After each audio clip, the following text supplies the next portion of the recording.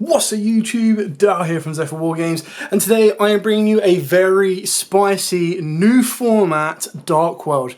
Now this is obviously before a ban list drops, so if one drops by the time this video comes out, I will make another update.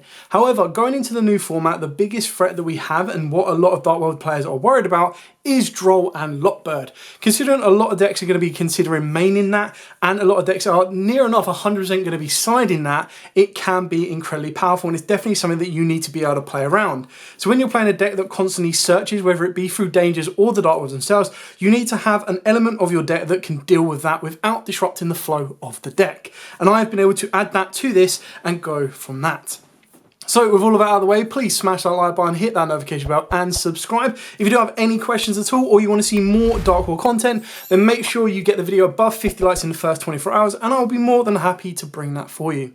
So with all of that out of the way, let's dive head first into the profile. So it's all pretty standard with the normal lineup of triple snow, triple Genta, triple rainbow, and then double OG Grepher. Now, arguably, if you wanted to kind of change it up as well, you could go for 2 rainbow, just because rainbow is one of them cards that will lock you into Droll. And what you've got to be very, very careful of is 9 times out of 10, the way your combo is going to work is you're going to activate Genta. Genta searches out Gate of the DarkWorld. At that point, your opponent might consider to Droll you because then you can't draw off of the gate, you can't banish, you can't send your rainbow. Should they let that resolve for any reason whatsoever, your next route of play is to banish the Genta, discard a DarkWorld, which 9 out of 10 will be the rainbow or a snow, to give you that additional search.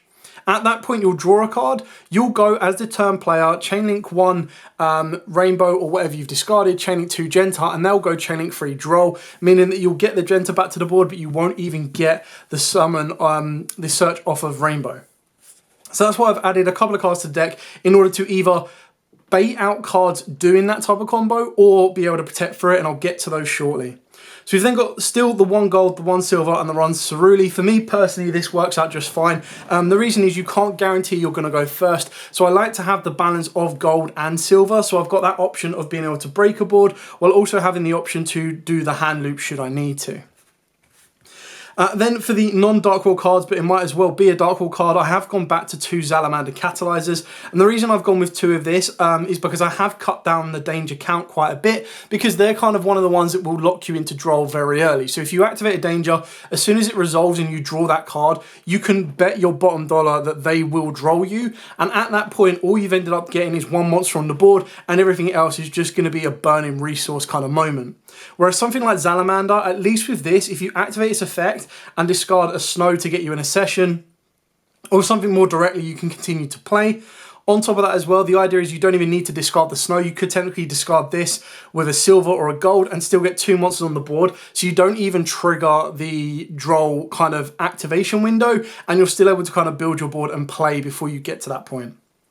Speaking of the dangers, we've now got 2 Nessie, 1 Mothman, 1 Thunder, 1 Bigfoot, and the 1 Jackalope. Snake has been cut completely. This was a comment left on one of the previous videos, which makes a lot of sense, is that technically Snake is nothing more than general fodder for the board. Whereas all of these search a purpose. Obviously, Nessie gets you another danger if it's discarded. Mothman will give you a draw and a discard. Thunderbird deals with a set card. Bigfoot deals with a face-up card. And then Jackalope can summon any of these. So Jackalope can become an 8 or a 4, which is ideally what you're going to want to go for. And then finally is the 1 Zephyros the Elite. Now, what is the card that we are going to use in order to deal with Droll and Lockbird? Well, the answer on that one is quite simple, in the form of Tour Guide of the Underworld, followed up by triple Astral Karibo. Now, I know a lot of you are going to go, hang on a minute, how the hell do these 2 protect you against Droll? Well, very, very simply. The Tour Guide on summon will allow you to summon a level 3 Fiend monster from the deck, but it cannot be used as synchro material. It doesn't say that it can't summon itself, which is why you don't see an addition of Brow or an addition of something like Fiendish Rhino.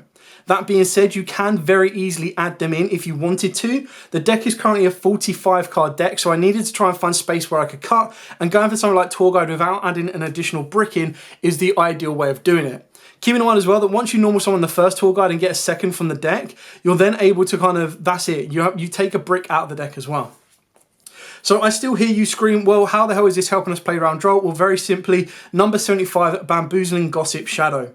So it requires 2 or more level 3 monsters, and then once per turn, when an opponent's monster activates this effect, quick effect, you detach 2 materials from this card. The activated effect becomes both player draw 1 card. You can target one other number XYZ monster you control, attach this card to it as material, which is also very helpful because we do play other numbers in the deck. Now, again, I know a lot of you are going to be screaming, well, how the hell does Astral Karibo come into this? Well, Astral Karibo can manipulate its level depending on what number monster you reveal from your extra deck. So if you were to play rank 8s like Hope Harbinger, which I don't in this build, you can make it a level 8. We were already naturally making it a level 4 with access to a Baguska if you do get Droll and Lock Birded and you're not able to get into Bamboozling Gossip Shadow, you can then make a Baguska and pass. You've got Daguerreas as well, which is your draw option, and then of course you've got options for Bamboozling Gossip Shadow should your tour guide get ashed, veiled or imperm. That is the only weakness of tour guide, is it is such a big kind of target on its back for come and hand trap me that is very, very important. So that's where Astral Karibo comes in, because not only can it instigate a stun tactic, a protection tactic, and a consistency draw tactic, is pretty much an all-round useful card. Not to mention, on top of that as well, it's also Fiend, so it does have synergy with Gate of the Dark World. Now, if that wasn't enough protection, remember the combo that I mentioned at the start of the video? Well, we are now going to protect it with Gamma. Now, again, I know a lot of you are going to be like, what the heck is going on? Well, quite simply, as I explained in the combo at the start, if you were to open up Gentar and let's say Rainbow or Snow, you're going to give your opponent 2 opportunities to try and Droll you before you even get going in your engine. You'll have number 1 when you discard Gentar and add the field spell, and straight away they'll be tempted to Droll you. All it takes is gammering your opponent once on a Droll and Lock Bird, and I guarantee you that opponent will never try and Droll you or hand trap you with an empty board ever again. Especially in a deck or against a deck like DarkWorld, it's very rare that you're going to ash the Gentar if you have a Droll and Lock Bird. The chances are you're probably going to go, okay, they've added Droll and Lock Bird. So there's your first time, is when you activate Gentar to get the field spell. The second time is when you activate the field spell to banish Gentar, discard Snow or Rainbow to draw a card. You still have an empty board, and that is again another stage where your opponent might go, okay, Droll. With the Gamma, you are then protected from that. On top of that, if they were to Droll you or even hand trap you at like an Ash, and you were to Gamma them, you then go into an Omega and rip another card from their hand. So you've already started the hand loop before you've even got a Ceruli to the board. So it means your hand loop is going to be so much easier as well, and it's very, very powerful. Not to mention that this is just such a great hand trap for this format. Yes, it is a bit of an issue because you do play the 1 brick of the driver. If you want to make this more consistent so that by the time you put a monster on the board, you don't want to be using it as just random discard fodder off of the back of a danger, you actually want it to be able to utilize its negate, you can play Sign Frame Lambda in the extra deck. I just struggled to kind of find the space for it, but maybe once I've presented this profile to you, a lot of you in the DarkWorld community are very, very helpful in order to kind of analyze certain decks as well and provide very positive and constructive feedback. Moving on to the last monster. Now I kind of count this as a board breaker. I've gone back to the Lava Golems. Now I know Lava Golem conflicts with the Tour Guide, but the idea is if I'm going first, I'm always going to use my normal summon on Tour Guide. If I'm going second, the chances are I'm going to go for the Lava Golem, because yes, even if they do have a Droll in their hand, their board is going to be set up with so many negates that trying to resolve the Tour Guide is probably going to go like completely negated. So being able to go Lava Golem and then try and continue my plays is still powerful enough as it is. Yes, you'll still get hit with a Droll because then you'll still have the Gamma protection on the Droll, but you won't have the ability to Tour Guide protect because you won't be able to normal summon it unless you're going to go down the longer route, and the longer route requires you to bring Tour Guide back off of the stuff like Muttrucker and everything else from there. Keeping in mind though, the issue with that is Gossip Shadow is a spellcaster, so it's pretty much a long gated route that you can't really do. So it's definitely that option, because what I didn't want to do with a Danger DarkWorld deck is go, okay, cool, I haven't drawn any of the outs, or I've only drawn Gamma, I haven't seen any outs in my deck, I guess I lose against Super Heavy or Pearly or anything like that. Now obviously you can go into Santa Claus against Pearly, but the reason I've got Lava Golem in the deck is, again, it's a Fiend, plus it's a level 8, so it does synergize with trading as well. The other board breakers that I play, just because you need to have cards that can break a board going first and second as well as balancing the deck out, is the Book of Eclipses. This might become a little bit less relevant post the ban list, but then that's where you can either cut these out so you go back down to a 43 card deck, or of course you can change them up for something else. So we've then got 2 trade-ins. So off the obviously off the back of the trade-ins, we've got the 2 level 8 dangers in Bigfoot and Thunderbird. You've then got the 2 Greffers, the 3 Rainbows, and then 2 Lava Golems. So it's one of them ones where if you already see a Lava Golem and you've got the idea to get into Tour Guide, or you really want to get to the Tour Guide, you can activate trade-in. Again, the biggest issue of that is by the time you've activated the trade-in, unless you draw into a Gamma, you're going to be playing straight into a Droll. So the idea is that once you've drawn off of the trade-in, the cards you're trying to draw into are already pretty much good enough to set your board up. But it's very difficult to set your board up under Droll, and the best thing you could literally do under Droll, something like that, is normal summon a level 4, whether that be Snow, whether that be Genta, and then go into Astral, Karibo, Baguska, and then stall out for a turn. Still got 2 gates. We've still got the 1 card destruction. Again, this is a little bit risky, but the idea is that if you activate card destruction first, you've got to be quite careful, because if you activate card destruction, you'll both draw 5 new cards, and then you'll try and trigger all of the Dark Worlds that you've discarded. And if your opponent has drawn into a Droll Not Bird at that point, they can still Droll you, and those 5 chains that you're trying to build off the back of, you're probably going to lose half of them in the form of Snow and Rainbow, because you won't be able to search. It's a risky card, so it's definitely something you need to kind of consider, but that's only against Droll. Like, if you're not facing Droll, it's still such an insanely powerful card, because triggering all your Dark Worlds, possibly even triggering some of your dangers as well, can be near enough invaluable. And if your opponent had Droll in their opening hand and then don't draw into another Droll, then this is godly. Like, if you see Droll go to the graveyard and then you try to resolve your dangers and they don't chain a Droll, you're like, oh, hallelujah. But it is just a risky card. And then for the last one, we've got, of course, Archives, Accession, and, of course, the Talents. Now, at this moment in time, because I'm not playing the Thrust, like I said, it's a 45-card deck, Talents is probably one you could cut, but then it's just so easy to give them a Ceruli and then make them use a monster effect. It's something you really want to keep in. So it's a lot of work still needs to, or a lot of kind of construction still needs to go into this deck. I just thought I would bring the concept to a lot of players, because a lot of people are a little bit worried about how this deck is going to function in a Droll and Not Bird format. And I was kind of like, you know what, Gossip Shadow does the job for you. And then the Astral Karibo that I've been using for a long time in the deck also helps increase that consistency. So that's it for the main deck. Like I said, this is a 45 card deck at the moment. Unless you're going to go all out, go first, and you would cut like some of your bigger dangers, cut your Lava Golems and everything else, which I think would be a big mistake, because then you're just relying on going first. And if you go second, you don't really have any board breakers. So moving on to the extra deck, we've got 2 of the Greffa Dragons. Pretty straightforward and simple in this one. I think 2 is near enough mandatory. It's rare that you go into the second one. You shouldn't need to, but you want to have that option to do it, especially if DarkWorld and No More is running around in the format again as well. For the XYZs, of course, we've got the 3 numbers in the form of Daguerres, Gossip Shadow, and Baguska. I've already pretty much explained these. You've got your protection from Drolls or even Nibs. You've got your consistency card to allow you to draw and trigger the effects of Dark Worlds, and then of course you've got Baguska to kind of stall out. And the best thing about this is technically if you have Gossip Shadow and then you make Baguska, I'm pretty sure you can then just attach Gossip Shadow to Baguska.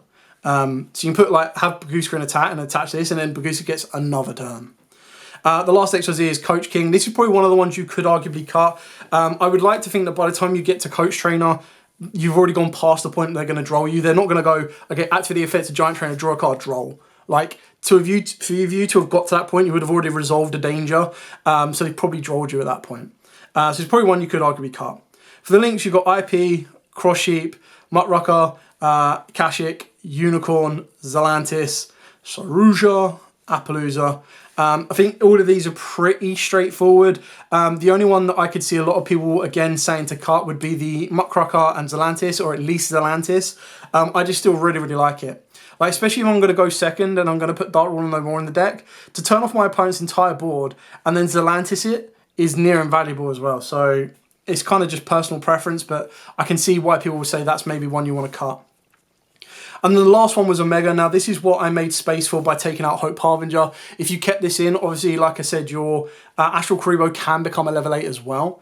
But the reason I put Omega in here is I was like, if I successfully resolve Gamma, and like I said, you're giving your opponent at least 2 options or opportunities to say, Droll me, Ash me, try and stop me. And if they do take the bait on any of those 2, you're then going to double punish them by going Omega. Now, obviously, the only time you lose that is if they've got Droll and Ash. And that's when you then need to kind of revert back and say, well, I've already got the Gamma in hand, So unless I'm going to go Bagooska, I can actually hold back quite a bit and hope that the Gamma is going to deal with those 4 cards they're going to have in hand. You'll still obviously get a draw or a search off of the back of the Droll play, or before the Droll play, to be able to make it legal for your opponent to activate. So hopefully that's going to unlock more potentials and options for you as well.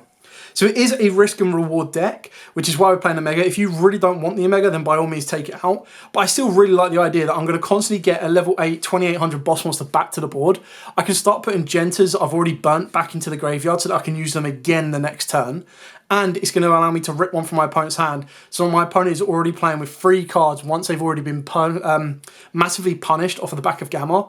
And then a Ceruli Silvered rips them down to 1 card left in hand. The next card they're going to draw for turn. They're only playing with 2 cards and they've got to try and break my entire board. So those 2 cards would need to be like the 1 card Bike from Super Heavy Samurai plus a DarkWorld No More. Otherwise the first monster effect they activate is going to be met with the Greffa Dragon and basically allow me to gain even more advantage. So that's it for the list. Now, I hope this is kind of giving you a couple of ideas going forward, and it's kind of put at ease any kind of worry you had going forward in this format. This deck can certainly still compete, and I can't wait to see what the deck does in general going forward. It still has the balance of a hand loop, it still has the balance of aggression, and now it's just had the added protection of trying to deal with one of its fiercest kind of counters in the form of Droll and Lockbird. Now, I've only seen a couple of preliminary lists of the new set, of the new decks and everything else, and people are considering main Droll or even side Droll. So it's definitely something you need to be aware of and something you need to look into. So, with all of that out of the way, please smash that like button, hit that notification bell and subscribe. If you want to see more DarkWorld content, whether it be test stands, whether it be more combo videos, I've already done a basic combo video that I've put up on the channel, then by all means, getting a video above 50 likes in the first 24 hours will show your appreciation for this, and I'll be more than happy to bring more content for you. But as absolutely always, stay safe and of course, happy dueling.